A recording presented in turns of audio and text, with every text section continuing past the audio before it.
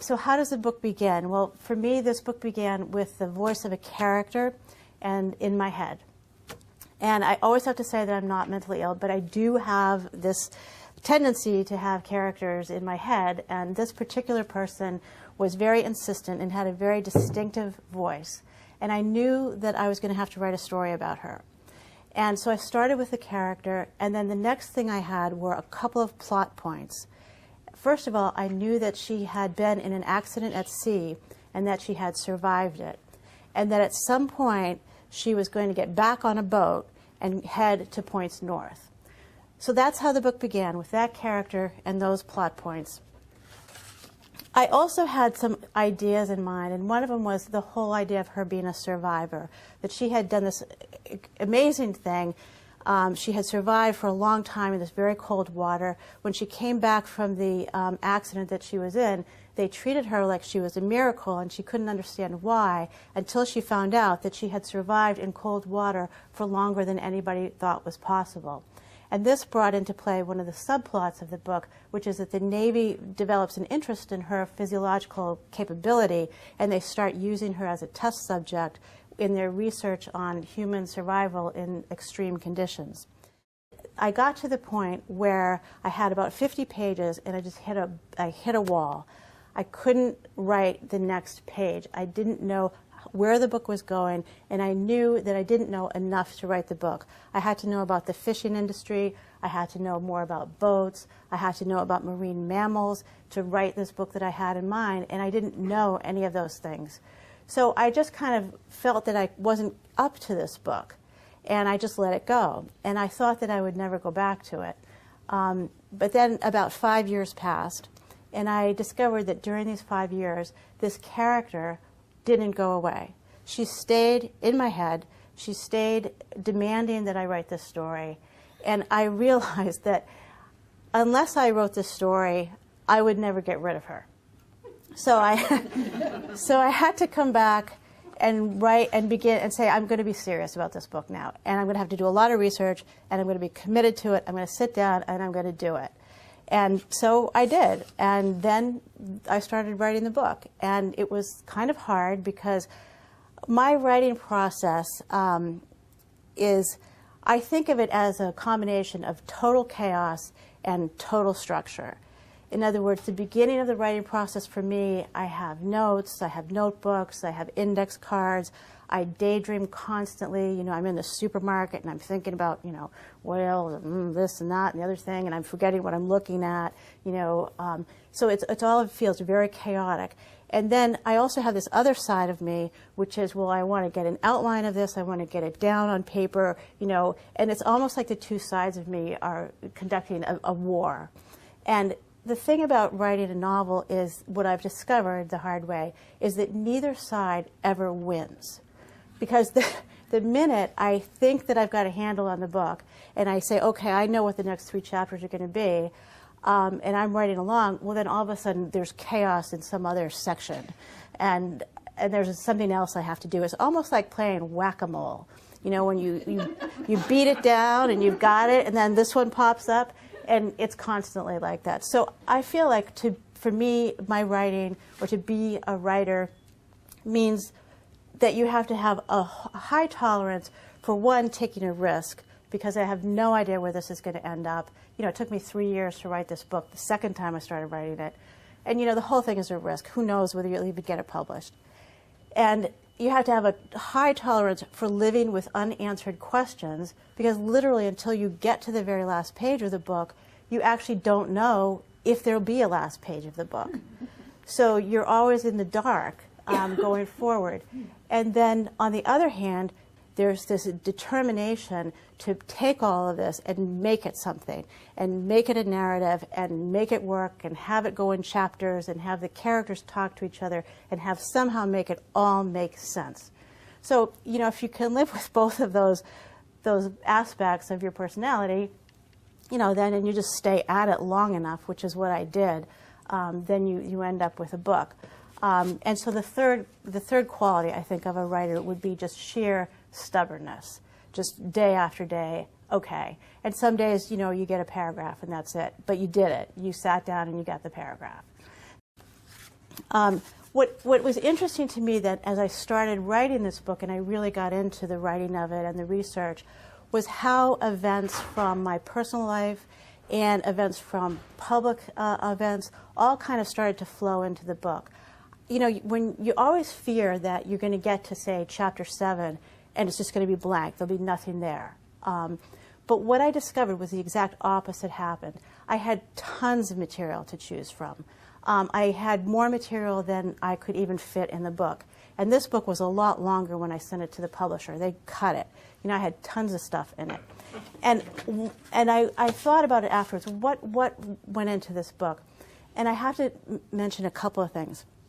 One is that when I was a child, I had 3 older siblings who were fanatic sailors.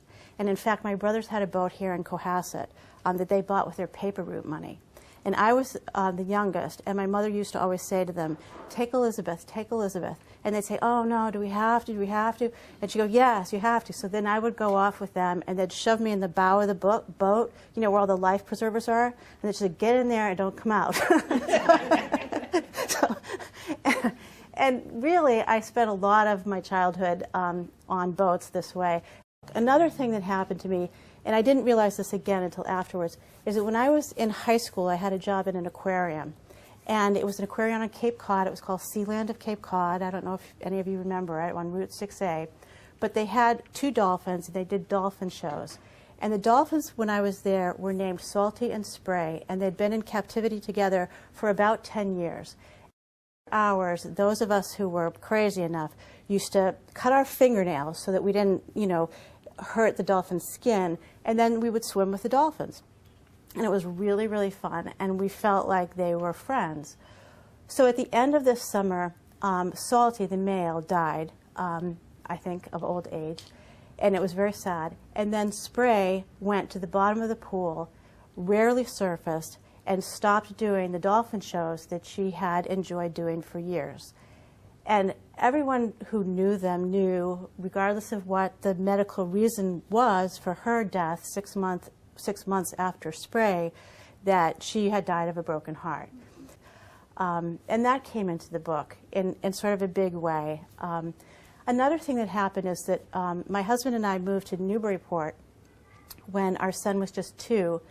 And Newburyport, as you know, is a little seaport town about 35 miles north of Boston.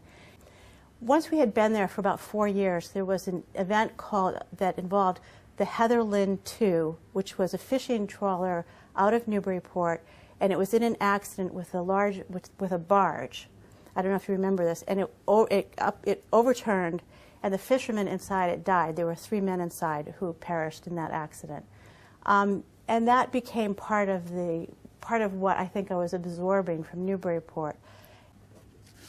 As you know, there's a continuing crisis here in the fisheries, the ground in Massachusetts, and right now things are really, really bad for fishermen, and that whole pressure, the economic pressure that was brought to bear on these fishermen, was something that came into the book as well.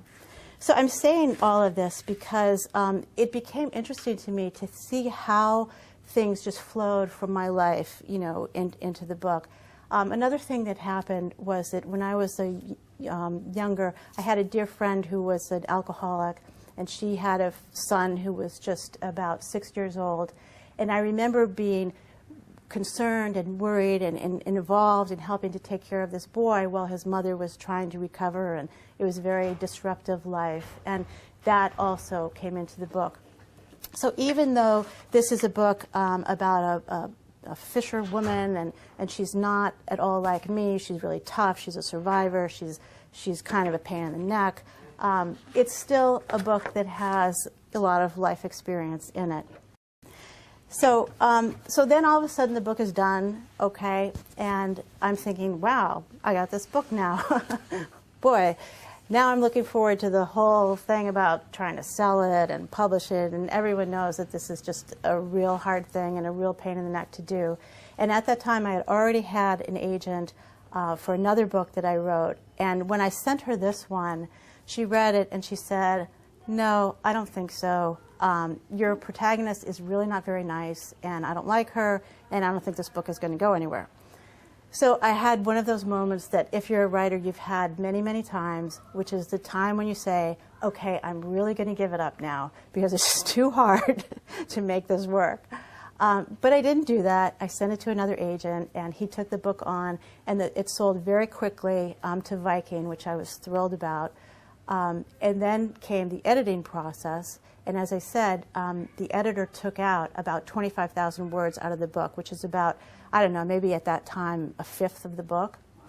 And so, and I'm just sitting there saying, I should be glad that I'm getting published at all. It's like there's so much on the cutting room floor here, but I didn't need it anyway. Go ahead, take it away. I'm not going to argue. Thank you for publishing my book. The next thing that happens is, how do you market it? So they're looking at this book and they're saying, we don't know what to call it. And I had said, I don't think it's a thriller. And they said, yes, it's a thriller. And I said, well, it's not a typical thriller. And they said, you're right, it's not a typical thriller. So they started marketing it as what they were calling literary suspense. So it got that little moniker, and then we're good to go. You started saying that the idea came because you had this character running around in your mind. Is the character quiet now?